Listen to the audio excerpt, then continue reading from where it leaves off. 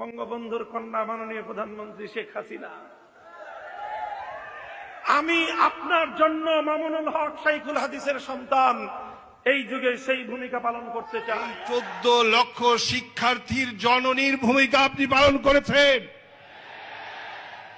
আজকে আমি এই মহা কওমি সমুদ্রে আমি ঘোষণা করতে চাই, আপনি কওমি জননী। আজ থেকে আপনাকে এই উপাধি দিলাম,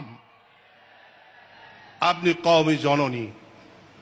অনেক কিছু উপেক্ষা করে মাননীয় প্রধানমন্ত্রী বলেছিলেন, মাননীয় স্পিকার আজকেই আপনি এই সংসদে উত্থাপন করেন, আমি থাকব এবং বিল পাশ করার পরে যাব।